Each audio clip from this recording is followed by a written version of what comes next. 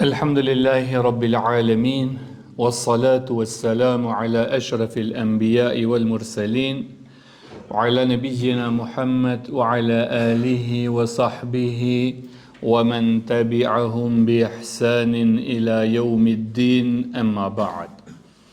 Falenderimet, lavdrimet, adhurimet, hamdi i qoftë vetëm Allahut Azza wa Jall, ndërsa salavatet dhe selamet të përzemërta i dërgojmë shëmbulltyrës tonë Muhammed Mustafa sallallahu alaihi wasallam, familjes së tij, shokëve të tij dhe të gjithë atyre cilët e ndjekin rrugën e tij deri në ditën e gjykimit. Allah na bëj prej tyre. Amin. Vëllezër të dashur besimtar, tema të cilën fillimisht e përkujtoja veten time, pastaj inshallah taala do t'ju përkujtoj edhe juve, ka të bëjë me një temë të interesit individual, të interesit personal të çdo muslimani, pasi që është diçka jashtëzakonisht e rëndësishme për çdo besimtar musliman e që ka të bëjë në situatën, në gjendjen më të rëndësishme ditën kur do të dalim para Allahut xhelle shanuhu. Atë ditë ku nuk do të na bëj dobi as malli, as evladi, as pozita e as miqësia. Atë ditë do t'ju mundsoj Allahu xhelle shanuhu me disa kushte të veçanta vetëm disa njerëzve për ndërmjetësim apo shefat. E sot inshallah taala do ta shohim së bashku çështjen e shefatit apo në shqip ndërmjetësimit. Ç'kuptojmë me shefat apo ndërmjetësim?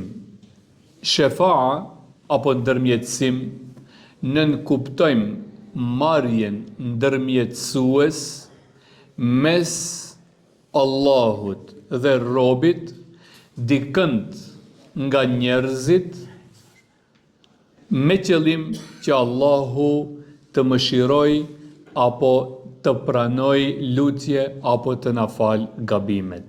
Pra, çdo marrje ndërmjetësues, diçka mes robit dhe Zotit, merr diçka si ndërmjetësim për të mëshiruar Allahu, apo për të falur Allahu, apo për të t'i pranuar lutjet, ajo është ndërmjetësimi.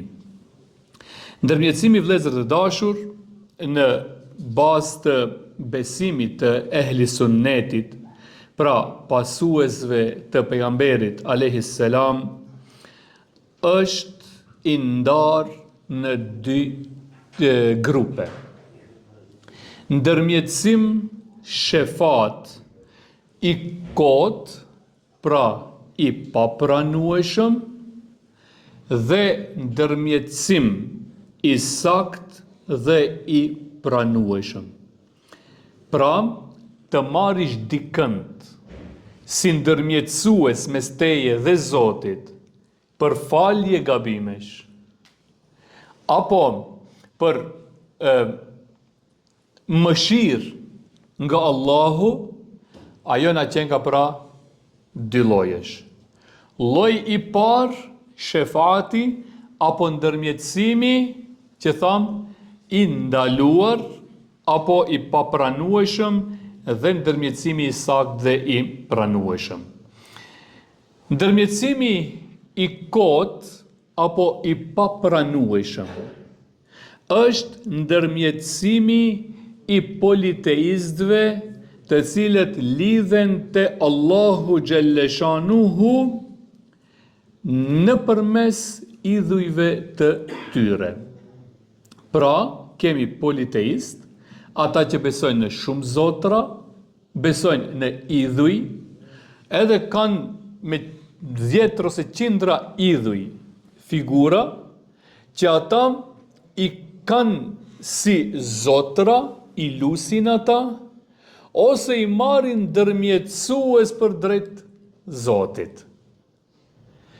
Ky ndërmjetësim është i kot dhe është i papranueshëm në fen e Allahut xhelle shanuhu.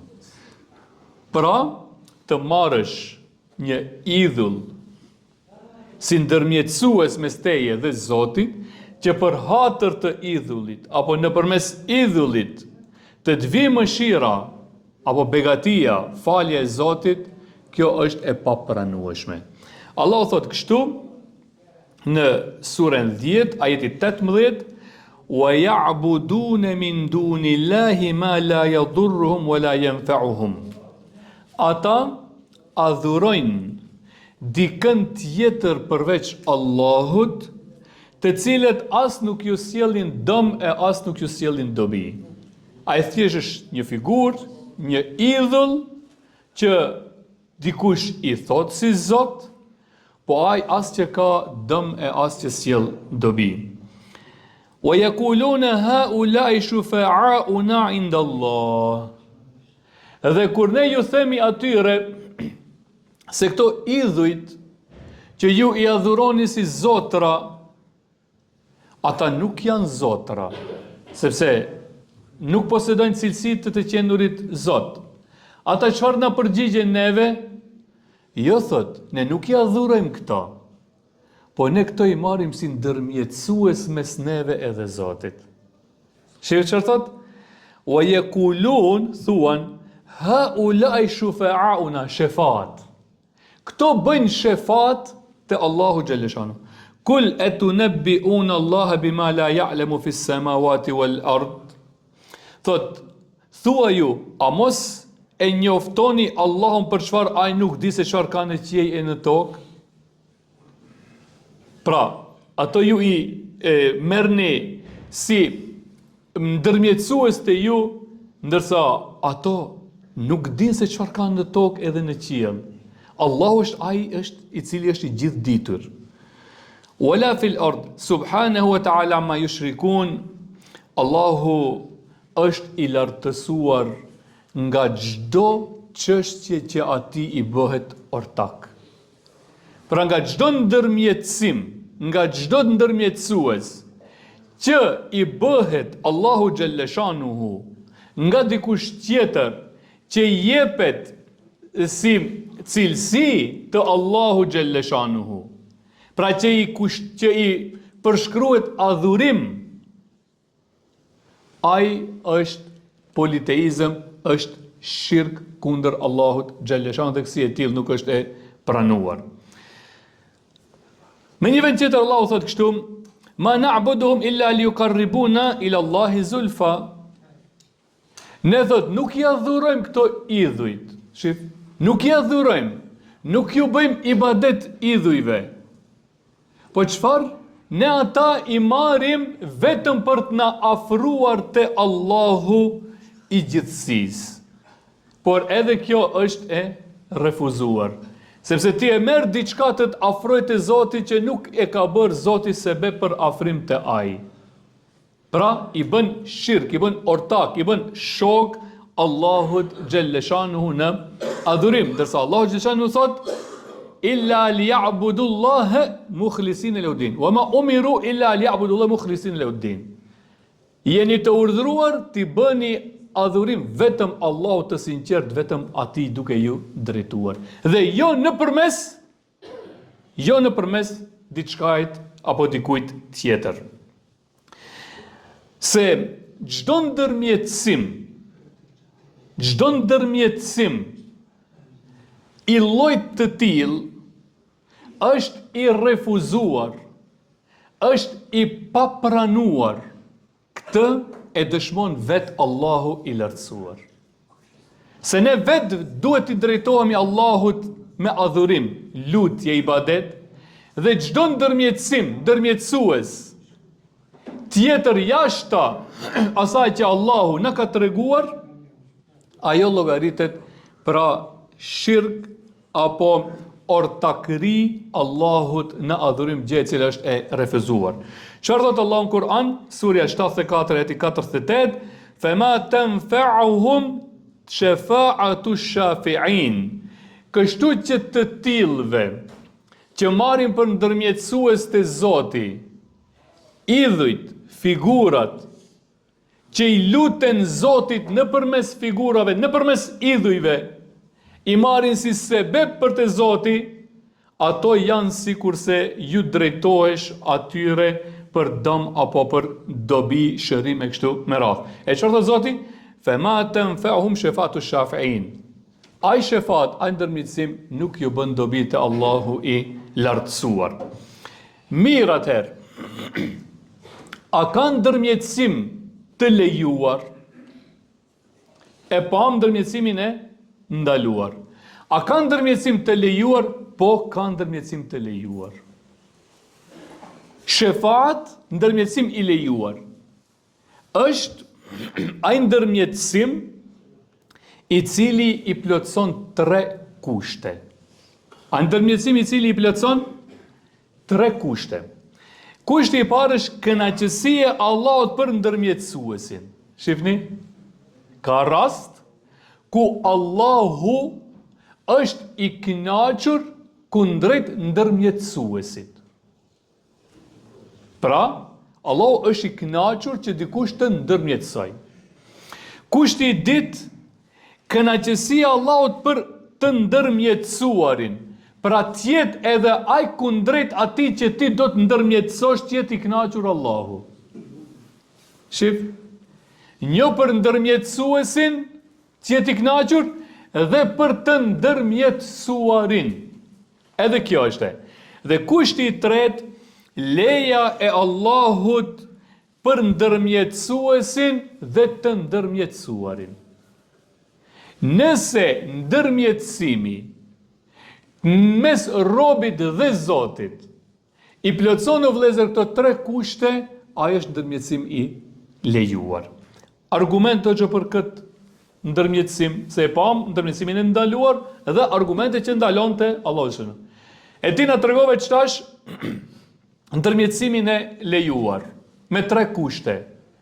Argument, po kemi ajet kuranor ku Allahu xhalleshanuhu thot në surën 53 ajeti 26: "Wa kam min malakin fis samawati la tughni shafa'atuhum shay'a." Dhe ka shumë melek, thot Allahu në qiell, ka shumë melek në qiell, çfarë? La tughni shafa'atuhum shay'a, nuk ju bën dobi ndërmjetësimi i tyre.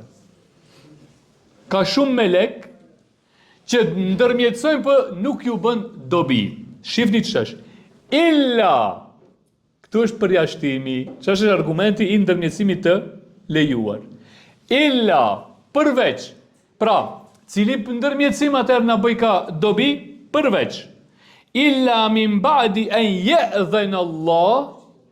Shif, min ba'di an ya'dhan Allah. Përveç ati ndërmjetësimit që Allahu t'i jep leje edhe ndërmjetësuesit edhe të ndërmjetësuarit. Shifni? Pra ka raste ku Zoti i jep leje. Thot, kjo kategori e njerëzve ka drejt të ndërmjetësoj, dhe kjo kategori e njerëzve ka drejt të ju ndërmjetësohet. Shifni? Min ba'di an ya'dhan Allah, izën, si e përdorim ne. Pra, jep izën Allahu për ndërmjetësim, në rregull. Këto janë dy kushte, pra, leja për ndërmjetësuarin dhe të ndërmjetësuesin, lime yasha wa yarda. Edhe e dyta kush na qenë ka? Për kënd vetëm për atë që Allahu është i kënaqur. Pra i pam se ajeti na tregon qartë se ndërmjetësimi për falje, ndërmjetësimi për mëshirë, i lejuar na paska këto 3 kushte. Edhe njerë, kënaqësia Allahut për ndërmjetësuesin, e para, kënaqësia Allahut për të ndërmjetësuarin dhe leja e Allahut për këtë ndërmjetësim. Nëse i plotësim të 3 kushte, atër ai ndërmjetësim është i lejuar. Rastet të ndërmjetësimit të lejuar, nga më të veçantit që do të ndërmjetësoj të Allahu, mirë po, jo vetë direkt, se këtu shpesh edhe ngatrohet çështja për disa vëllezërve. Këtu ngatrohet çështja. Muhamedi alayhi salam ndërmjetësues. Po atëherë më njëherë çfarë na thuan neve njerëzit? Po Allahu thot, çdo njeri është penki i veprës vete, vetë ke bo punë të mira, punë të këqija je penki i punës tënde. Siç tash na dul ndërmjetësimi i Muhamedit alayhis salam, si ka mundësia të ndërmjetësoj? Po, amën ajeti na tregonte se ndërmjetësimi lejohet me këto 3 kushte.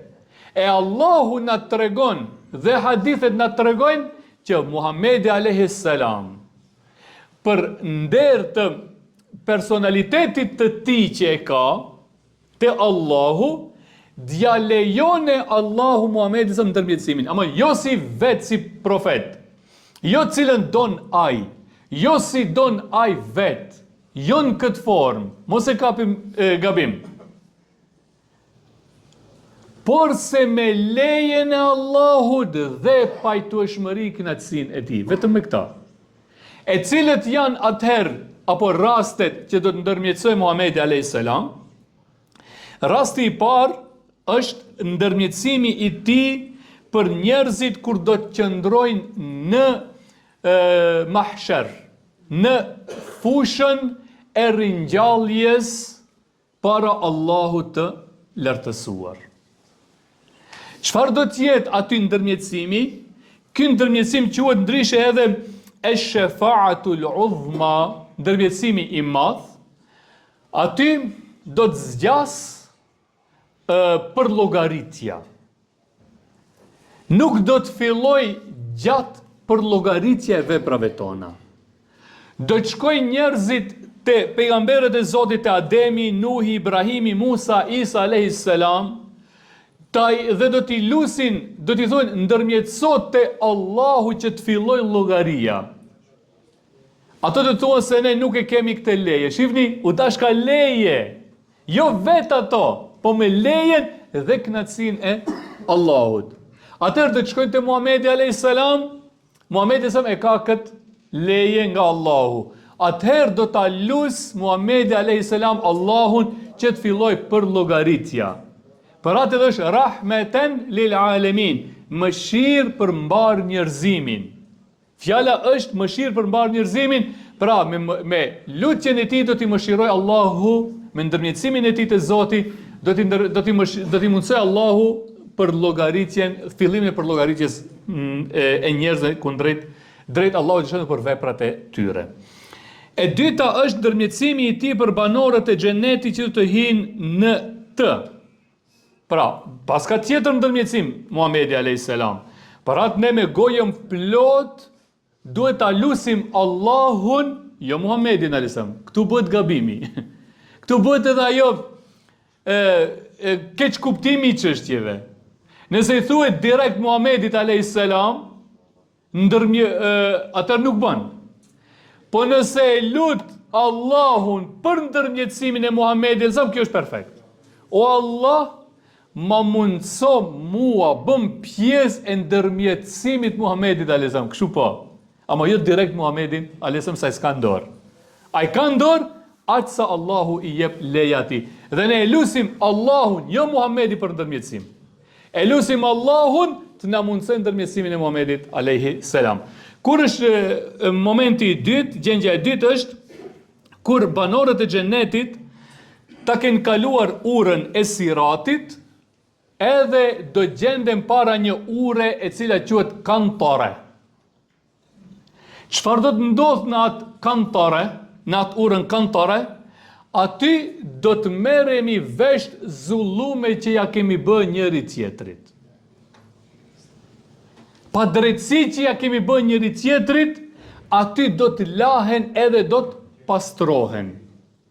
Mirë po, edhe pasi që të lahen edhe pastrohen, ende nuk do të hapet dera e xhenetit, edhe aty dera e xhenetit do të hapet me ndërmjetësimin e Muhamedit sallallahu alaihi wasallam. Dhe kjo është lloji i dytë apo gjendja e dytë e ndërmjetësimit të Muhamedit alaihi salam. Po ashtu lloji i tretë i ndërmjetësimit të Muhamedit sallam është edhe rasti i ndërmjetësimit të tij për xhaxhain e tij Ebu Talibin, i cili e ka rrit Muhamedin alayhis salam nga mosha 8 vjeçare. Ka rreziku, ka dhënë gjithë shka ma shumë se edhe për fëmijët e tij, për Muhamedin alayhi salam. Edhe u pyet Muhamedi sa An Abdullah ibn Abbas radhiyallahu anhuma qal, i tha Abdullah ibn Abbasi pejgamberit sa kështu: Qultu li nabi sallallahu alaihi wasallam, i thash thot pejgamberit alayhi salam: Ma aghnayta an ammika faqad kana yahutuka wa yaghdabu lak. Tha, çfarë ka përfituar minxha jot prej teje, pasi që je i dërguar pejgamber e Allahut xhalleshanuhu, e ai ka bërë shumë për ty, të mbronte dhe zemrohi për ty. Çfarë ka fitu për gjithë këtë angazhim të ti që e ka bërë për ty? Kal huwa fi dahi min nar, walaula ana lakana fi ad-dark al-asfali min an-nar. Ai është në një vend të cekët të zjarit. Shif? Në një vend të cekët të zjarit. Për hatër të kujt? Muhamedit alayhi salam. Me ndërmjetësimin e Muhamedit, por me lejen e Allahut dhe kënaqësinë e Allahut të lartësuar. Po të mos isha, thot unë, ai do të ishte në shtresën më të thellë të zjarit. Lloji 4 i ndërmjetësimit të vëllezër është ndërmjetësimi i pejgamberit sa për ata që kanë merituar zjarin. Pra, ka njerëz që me veprën e tyre janë futur në zjarin e xhehenemit, do të ndërmjetësoj për ta Muhamedi alayhi salam. E në këtë pikë nuk ka i veçantë vetëm Muhamedi alayhi salam, po në këtë pikë do të ndërmjetësojnë edhe besimtarët e mirë, të devotshëm për familjarët, për të dashurit dhe për miqt e tyre. Për atë edhe ne të lutemi, o Allah, na bëj nasib shefatin e pejgamberit alayhis salam edhe njerëzve të mirë. Këtu hin edhe shahidët, hin edhe dëshmorët, martirët. Lloji 5 është ndërmjetësimi i pejgamberit sa për disa njerëz që kanë hyrë në zjarr që të dalin prej ty.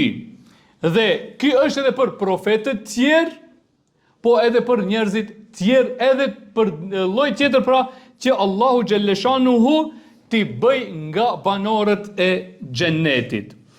Ndërmjetësimi i pejgamberit sa për disa njerëz cilëve u janë barazuar veprat. Pra do të ketë njerëz që të barazohen veprat e mira dhe të këqija, dhe aty do të ndërmjetësoj Muhamedi alayhis salam për hyrje në xhennet. Po ashtu do të ketë 70.000 njerëz që do të ndërmjetësoj Muhamedi alayhis salam, do të hyjnë në xhennet pa llogari. Ta lutim Allah, no Allah, më bëj nasib shefatin e pejgamberit alayhis salam. Të jem nga ato 70.000 që të hyjnë në xhennet pa llogari. Ndërsa shefati më i madh do të jetë shefati i Allahu xhalleshanuhu për një grup besimtarësh të cilët kanë thonë vetëm la ilaha illallah Muhammedur Rasulullah. E ne nuk kanë bo ama hiç bash, hiç asni punë vëlla. Ai vëlla kur njet sofal. Kur njet s'ka gjinu. Kur njet s'ka thonë, njerë ka thonë me zemër la ilaha illallah Muhammedur Rasulullah. Unë jam musliman dhe kaq. Nuk ndal alkool, nuk ndal bigjës, nuk o skalon punë të keqe që nuk e ka bo, dhe skalon punë të mirë të bëne. Hiq, thot pejgamberi selam, hadith është pak më i gjatë, na mjafton shpjegimi, thot hiq, ama bash hiq, të këqijat krejt, atë mirat hiq, bashu hiq. Vetëm ka thonë, unë i besoj Allahit, e di që jo hak Allah, që këtë e di. E ne ka thonë shahadetin. E qfar, atër Allahu do t'i nxjerrë këto njerëz të fundit të qenë që do të nxjerrin nga zjarri i xhenemit dhe që u jep Allahu do t'ja bëjë nasib xhenetin. Lut Allahun xhalleshanu me emrat e tij të bukur dhe cilësitë e tija të larta na bëj neve ja Allah. Bëri fëmijët tonë o Zoti i gjithësisë, bëri mbar besimtarët musliman nga ata të cilëve ja u bën nasib shefatin, ndërmjetësimin e pejgamberit sallallahu alaihi wasallam, qoftë ai për nxjerrjen nga zjarri, qoftë për futjen në xhenet apo për futjen tonë pa llogari në xhenetin e Allahut të lartësuar. Amin. Wa akhiru da'wana alhamdulillahi rabbil alamin. Al-Fatiha.